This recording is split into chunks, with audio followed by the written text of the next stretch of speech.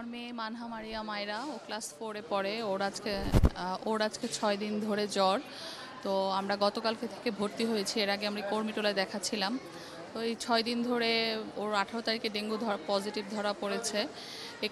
ও গত সোমবার থেকে স্কুলে যেতে পারছে না। তো এর জন্য ওর পড়াশোনায় তো ব্যাপক প্রভাব পড়তেছে। এছাড়াও ডেঙ্গু একটা আতঙ্ক, আমরা সবাই জানি।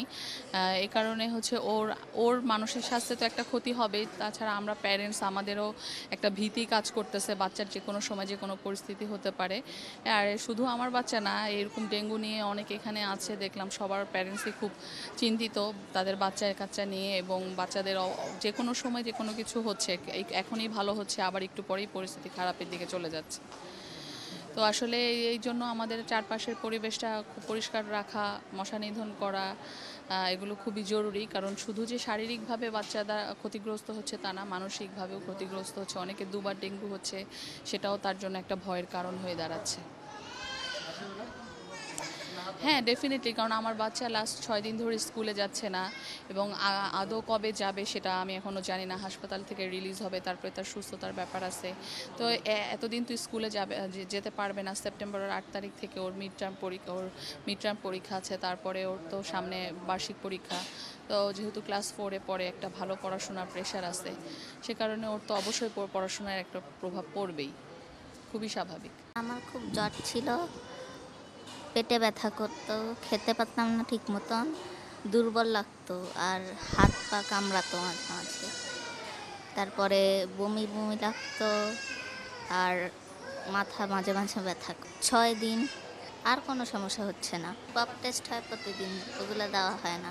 আমার খুব জ্বর থাকে, আর দুর্বল লাগে, ঠিক মতন খাওয়া দাওয়া করতে পারি না, আর পেটে ব্যথা হয়, তারপরে হাত পা কামড়ায়। আমি স্কুলে যেতে পারি না ঠিক মতন। প্রতিদিন স্কুলে পপ টেস্ট হয়, ওগুলাতে অ্যাটেন্ড করতে পারি না। সামনের সেপ্টেম্বরের 8 তারিখ থেকে আমার পরীক্ষা, কিন্তু আমি ওটার জন্য কোনো প্রিপারেশন নিতে পারিনি। আমার বাচ্চার প্রথমত জ্বর আসছিল, সাধারণ জ্বর। তারপরে তার থেকে খিঁচুনি আসছিল। তো ওইখানে অন্য একটা মেডিকেলে ভর্তি করছিলাম। তো ওইখানের চিকিৎসার কারণে আমার বাচ্চা অনেক অসুস্থ হয়ে গেছে।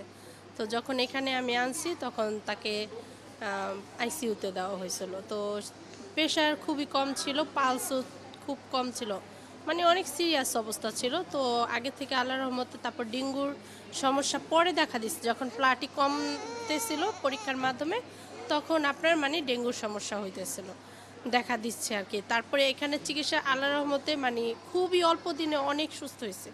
এখানকার চিকিৎসা আসলে খুবই ভালো। আমি ডাক্তার নাজিয়া, শিশু ওয়ার্ডে কাজ করছি ডিএনসিসি হসপিটালে। তো এই বর্ষার মৌসুমে আমাদের ডেঙ্গু রোগীর সংখ্যা এখন বেশ ভালো পরিমাণে ভর্তি হচ্ছে। আমরা আউটডোর এবং ইনডোর উভয় জায়গায় ডেঙ্গু রোগী বেশি পাচ্ছি। ডেঙ্গু ছাড়াও এমনি সাসপেক্টেড যে ফিভার, জ্বর নিয়ে যেসব বাচ্চা আসছে, জ্বরের উপসর্গ নিয়ে, তো সেই সব বাচ্চাকেও আমরা ম্যানেজ করছি। এবং আমরা প্রায় সারাদিনই সকাল থেকে শুরু করে রাত পর্যন্ত বেশিরভাগ রুগী আসছে জ্বর নিয়ে।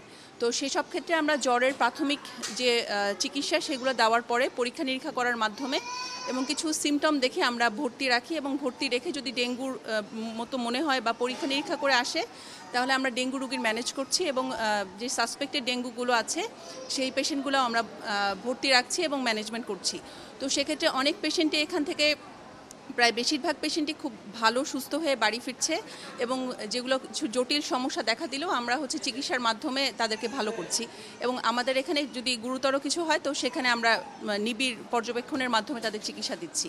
তো এই বর্ষার মৌসুমে যে ডেঙ্গু হচ্ছে বা অন্যান্য ভাইরাল ফিভারগুলো হচ্ছে, সেক্ষেত্রে এমনিতেই ডেঙ্গু তো একটি মশাবাহিত রোগ। সেক্ষেত্রে আমাদের যেসব মশা যেন না হয়, সেসব ব্যবস্থাগুলো আসলে নিতে হবে।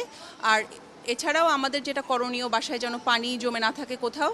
আর দিনের বেলা বা রাতের বেলা যখনই ঘুমাবে, তখন যেন মশারি দিয়ে ঘুমায়।